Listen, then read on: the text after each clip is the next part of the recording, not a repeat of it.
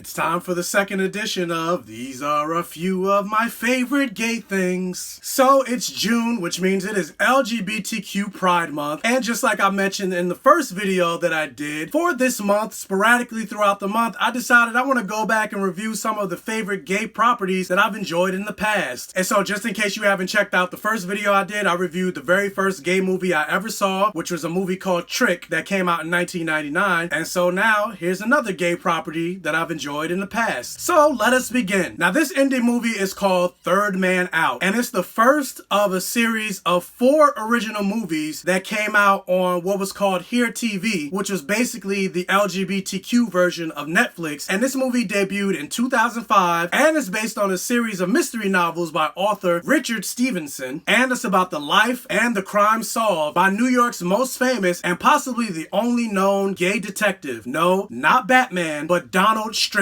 And I personally never read the books myself, but apparently they're still ongoing. Like, I believe one just came out this year. And this movie stars Chad Allen, who most people would know him as one of the leads in Dr. Quinn Medicine Woman, if you ever watched that show. And he's playing Donald Strachey. And it stars Sebastian Spence, who's playing his lover, Timothy Callahan, and also Jack Weatherall, who most people would know as Uncle Vic from Queer as Folk. He's playing John Rucker. So again, just like I did with Trick, I'm not going to talk spoilers just in case you never heard of this movie and you want to go back and check it out based on my review. And so I'm just going to give the bare bones of what the storyline is and my overall thoughts. So with that said, this movie tells the story of Donald Strachey, and he's hired by a local gay activist, John Rucker, who runs a website where he is known for outing prominent citizens. And because of that, he ends up with threats against his life. So he hires Donald Strachey to figure out who is sending these threats, and also for protection. Strachey eventually quits working for Rucker because he starts to believe that John Rucker himself has been staging these threats against his life and that the threats aren't actually real. But when John Rucker ends up dead, Strachey has to jump back into the case and discover who killed John Rucker. So as I mentioned before, this movie is the first of 4 movies, and essentially each movie is its own story. And so with Donald Strachey being a PI in the Albany, New York area, basically each movie is about him solving a different crime. And with that, while you can see the movies without having seen them in order because it's a different crime, at the end of the day, you're still following Donald Strachey's character and his husband, Timothy Callahan. So I would say you should watch them in the order that they were made. So for this particular review, I'm only going to talk about the first movie, but if you are interested in checking out all 4 movies, they are Third Man Out, Shock to the System, On the Other Hand of Death, and Ice Blues. And these movies are definitely inspired by the film noir genre, and really because it deals with the subject matter of it focusing on a gay detective, it's really the first of its kind. And the reason I say that is because it's 2019 right now, and seeing properties, whether it's comic books, novels, television shows, movies, video games, with leading gay characters is a rarity even today. So imagine how rare and refreshing it is to have a movie about a gay detective in 2005. In 2005, gay marriage was still illegal. In 2005, just 2 years prior to that, which is 2003, I mentioned this in my Trick review, Lawrence versus Texas had just went through the Supreme Court, which originally, before the Lawrence versus Texas case prior to 2003, it was illegal for 2 consenting male adults to have sex in the privacy of their own home. Again, this was 2003. Don't ask, don't tell was still the law of the land. The Matthew Shepard gay bashing wasn't even 10 years old by that point. So I bring all that up because A, that was the world that we lived in 2005, and also because those are some major points that are mentioned in this story when it comes to the gay activist and why he does what he does in terms of outing prominent citizens. And so because of that, looking at it through today's lens, it can come across as a little preachy, but at the same time, especially in 2005, it's a message that wasn't really being told, and it's a message that for the most part still needs to be told today. Because even despite the fact that gay marriage is now legal, don't ask, don't tell is no longer the law of the land, you can still be fired for being gay in 23 states in this country. Gay bashing is also still a thing that happens. And again, just like I mentioned before, it's 2019. How many properties do we get where gay people, they're actually the center of the story? And so with that said, because it's a gay lead and that's something that's very rare, this movie is super low budget.